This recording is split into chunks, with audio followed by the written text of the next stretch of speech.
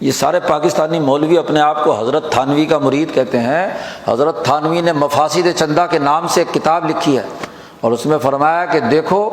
حقیر ہو کر ذلیل ہو کر مولویوں کا چندہ مانگنا حرام ہے، جبر فی التبرع ناجائز ہے۔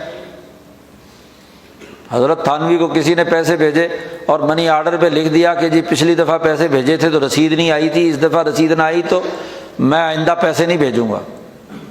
تو 1,00,000 روپیہ تھا۔ حضرت تھانوی نے کہا کہ تو اگلے سال بند کرے گا، میں ابھی بند کرتا ہوں، یہ 1,00,000 واپس تیرا، نہیں لیتا میں۔ اگر مجھ پر یہ اعتماد نہیں ہے کہ میں صحیح جگہ خرچ کر رہا ہوں یا غلط جگہ پر، تو میں تیرا چندہ نہیں لیتا، لے جا۔ آج مولوی کو کیا 1,000-2,000 بھی دے دے تو واپس دینے کے لیے تیار نہیں ہے۔ یہ بڑی بدبختی، دین کا نام کام کرنا ہے تو عزت سے کرو۔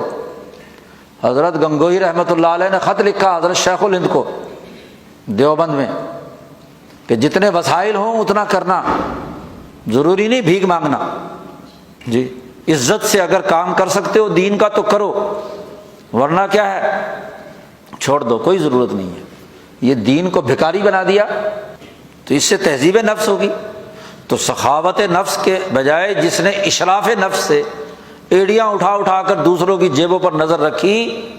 تو وہ تو کیا ہے، لم یبارک لہو فیہا، نبی اکرم صلی اللہ علیہ وسلم نے فرمایا اس میں کوئی برکت نہیں ہوگی۔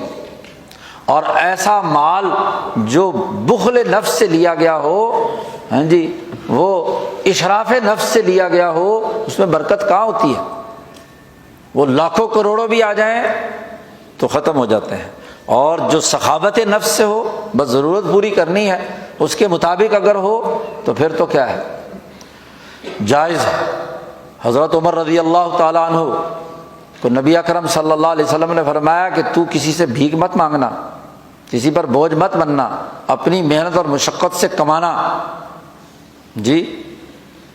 دوسری دفعہ حضرت عمر رضی اللہ تعالیٰ عنہ کو حضور نے کچھ پیسے دیے،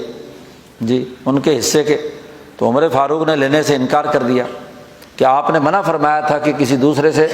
کچھ نہیں لینا۔ تو حضور صلی اللہ علیہ وسلم نے وضاحت فرمائی کہ دیکھو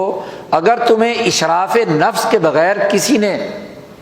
کوئی ہدیہ دیا ہے تو اس کو تو لے لو، کیونکہ تم نے اب تمہارے نفس میں تو کوئی مطالبہ نہیں تھا نا، تو اسے لے لو۔ اور اگر اشراف نفس سے ہے تو نہ لو۔ نواب آف بھاولپور نے جامعہ عباسیہ بھاولپور کا ایک جلسہ منعقد کیا، اور جلسے میں بڑے بڑے علماء آتے تھے، ہاں جی۔ تو حضرت شیخ الہند مولانا محمود حسن، حضرت رائے پوری، اور حضرت بڑے بڑے حضرات مولانا خلیل احمد صاحب سہارنپوری، حضرت مولانا شریف علی تھانوی، سارے لوگ آئے ہوئے تھے۔ تو جب بھاولپور سے ٹرین سہارنپور دیوبند کے لیے روانہ ہونے لگی تو وہاں ان کا جو سرکاری اہلکار تھا اس نے تمام لوگوں کو کرائے کی مد میں اور دوسرے مد میں پیسے دیے، تو باقی سب نے تو رکھ لیے، شیخ الہند نے بھی رکھ لیے۔ حضرت تھانوی کو دیے تو حضرت تھانوی نے کہا کہ نہیں میں نہیں لے سکتا، کیونکہ مجھے اشراف نفس ہوا تھا، میرے دل نے کہا تھا کہ چونکہ اب نواب صاحب کے مہمان ہیں تو جاتے ہوئے ضرور ایک لفافہ ملے گا، سرکار پیسے دے گی نا، تو یہ میرے دل میں خیال آ گیا تھا، اس لیے میرے لیے یہ پیسے لینا حرام ہے، میں نہیں لے سکتا، کیونکہ نبی اکرم صلی اللہ علیہ وسلم نے منع فرمایا ہے کہ جس کو اشراف نفس ہو جائے تو وہ پیسے نہ لے، واپس کر دیے۔ تو مولانا رحیم بخش صاحب جو وہاں کے دراصل وزیر اعظم تھے، حضرت حاجی امداد اللہ صاحب مہاجر مکی کے مرید تھے، پھر حضرت شاہ عبد الرحیم رائے پوری اور حضرت شیخ الہند سے ان کا تعلق رہا، وہ وزیر اعظم تھے ریاست بھاولپور کے، تو وہ بھی عالم تھے، مولوی تھے، انہوں نے طریقہ سوچا کہ حضرت تھانوی کو پیسے تو دینے لیکن دینے کیسے ہیں؟ اب انہوں نے تو ناجائز قرار دے کر کیا ہے واپس کر دیے پیسے، باقی حضرات نے رکھ لیے، حضرت شیخ الہند نے اور باقی حضرات نے، ان کو کوئی اشراف نفس نہیں ہوا، جی ان کو پرواہ نہیں تھی،